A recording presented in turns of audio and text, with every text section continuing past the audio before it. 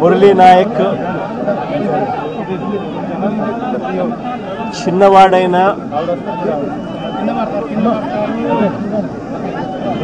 రాష్ట్రంలో చాలా మందికి పెద్దలకు కూడా స్ఫూర్తిదాయకంగా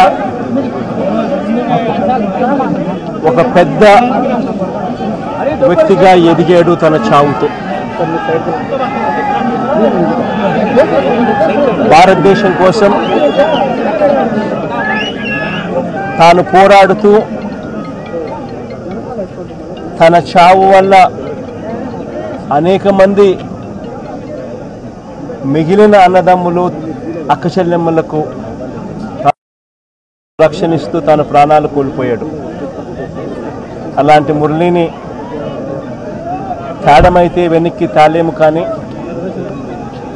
కానీ మురళి చేసిన త్యాగానికైతే మాత్రం ఆంధ్ర రాష్ట్రంలో ఉన్న ప్రతి ఒక్కరం కూడా మురళికి ఇప్పటికీ కూడా రుణపడే ఉంటాం. రాష్ట్ర ప్రభుత్వం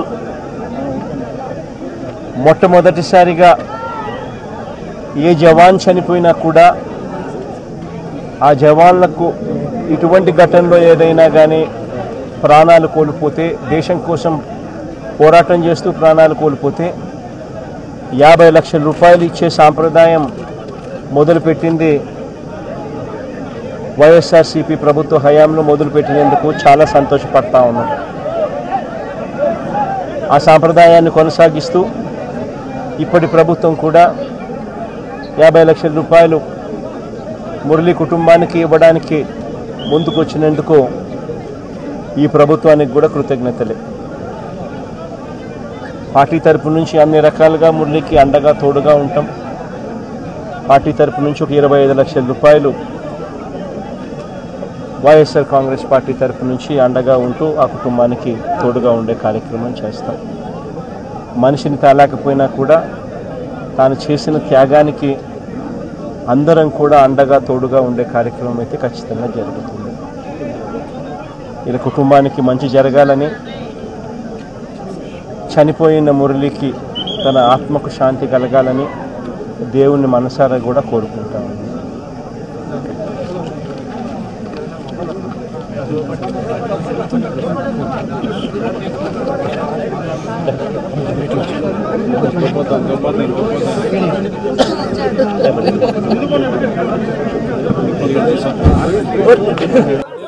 భారతదేశం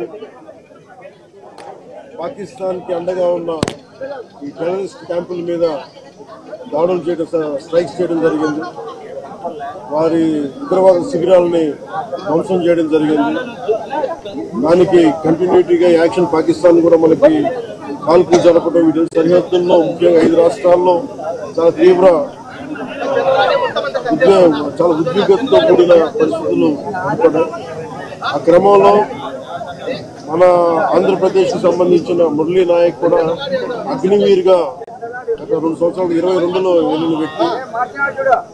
మన తల్లిదండ్రులతో మాట్లాడుతూ ఉంటే ఒకటే చెప్పాను, నేను దేశం కోసమే పుట్టాను, దేశం కోసమే చనిపోతాను అనేది పదే చెప్తా ఉన్నాడు. ఎందుకు నాయన మనకు ఆ ఉద్యోగాలను తండ్రి అంటున్నా కానీ, లేదమ్మా నాకు రైల్వే ఉద్యోగం వచ్చినా రైల్వే ఉద్యోగానికి పోలేదు, కేవలం దేశం కోసం పనిచేస్తాను, నేను దేశం కోసం చచ్చిపోతాను అన్న కమిట్మెంట్ ఉన్న వ్యక్తి.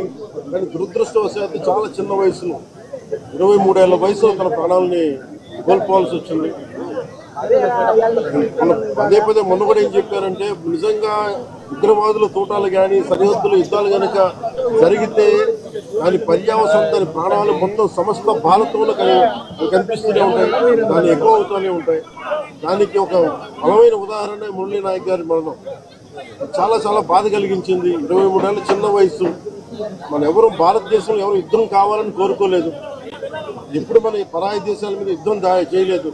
మనల్ని సంరక్షించుకోవడంలో మన యుద్ధం చేయని తప్పక పరిస్థితులు. అలాంటి పరిస్థితుల్లో దీనికి మొదటిది కారణం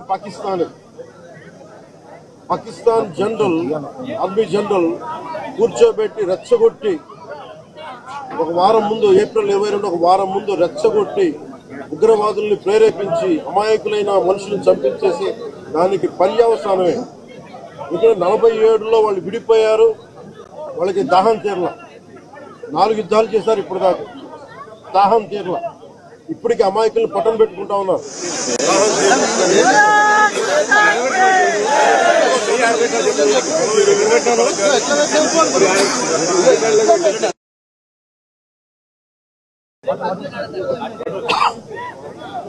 నిన్న కూడా చూసాం, సీజ్ ఫైర్ అన్న తర్వాత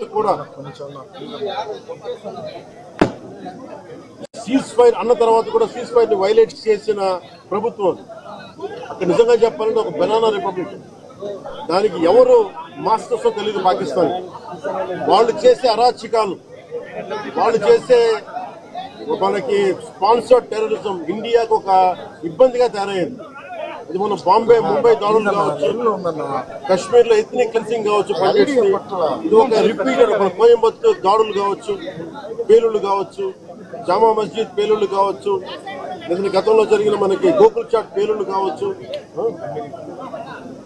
లుంబిని పార్క్ పేలుళ్లు కావచ్చు, ఇవన్నీ కూడా ఎక్కడో చోట దీనికి ఒక ముగింపు పలకాలి, దీనికి ఒక బలమైన గుణపాఠం చెప్పాలనేది నరేంద్ర మోదీ గారి అందరికీ ప్రజలందరూ కోరుకున్నారు. ఆయన దీనికి ఇప్పుడే సోదరులు గౌరవ మంత్రి ఐటీ అండ్ ఎడ్యుకేషన్ మినిస్టర్ వారు అనౌన్స్ చేశారు. గౌరవ ముఖ్యమంత్రి చంద్రబాబు గారి తరఫున, అలాగే నరేంద్ర మోదీ గారి తరఫున ఇక్కడికి మంత్రివర్గం అందరం ఉన్నాం. ఇక్కడ అందరం కూర్చొని, మేము ముగ్గురం కూర్చొని ఇందాక గౌరవ ముఖ్యమంత్రి గారి సూచనల మేరకు ఇందాక సోదరులు మన లోకేష్ గారు చెప్పినట్టుగా దాదాపు 50 లక్షలు ఎక్స్గ్రేషియాని ప్రకటిస్తా ఉన్నారు. అలాగే ఒక 5 ఎకరాల పొలం అని కూడా తెలియజేశారు. అలాగే 300 గజాలు ఇంటి స్థలం అని కూడా అనౌన్స్ చేశారు. అలాగే ప్రభుత్వంలో వాళ్ళకి ఎవరికైనా సరే, వాళ్ళ నాన్నగారికి కానీ ఎవరికి కానీ ప్రభుత్వ ఉద్యోగం కూడా ఖచ్చితంగా ఇవ్వాలనేది కేబినెట్ లో ముందు పెట్టి నిర్ణయం తీసుకుంటాం. ఇవన్నీ కాకుండా నేను అదనంగా వ్యక్తిగతంగా నేను కూర్చోబెట్టి డ్రెస్ ద్వారా 25 లక్షల రూపాయలు మన కుటుంబానికి నా వ్యక్తిగతంగా నేను సాయం చేస్తానని తెలియజేసుకుని, ఇది ఇలాంటి పరిస్థితులు రాకూడదని కోరుకుంటాం. కానీ దురదృష్టవశాత్తు ఇలాంటివి జరిగినాయి. మనం అందరం ఇలాంటి పరిస్థితుల్లో భారతదేశ ప్రభుత్వానికి, ప్రధానమంత్రి గారికి, అగ్ర నాయకత్వానికి, ఆర్మీకి, నేవీకి, air force, entire defence forces కి ఇది మనం అండగా ఉండాల్సిన సమయం. ప్రతి ఒక్కరూ చాలా ఎరుకుతోటి చాలా జాగ్రత్తగా ఉండాలి. ఎవరు వాళ్ళు వేలాది మంది ఈ లష్కర్-ఏ-తోయిబా లేదా జైషే మహమ్మద్ తీవ్రవాదులందరూ కూడా వాళ్ళు భారతదేశం మీద రకరకాల దాడులు చేయడానికి ప్రయత్నం చేస్తా ఉన్నారు. సీజ్ ఫైర్ ని దయచేసి మనం ఎవరు నమ్మట్లేదు. సీజ్ ఫైర్ శాంతికి ఒప్పందం కాదు. వాళ్ళు ప్రత్యేక పరిస్థితుల్లో లొంగిపోయి ఇంక మా పాకిస్తాన్ బతకలేదు అని చెప్పి కాళ్ళ బేరానికి వచ్చి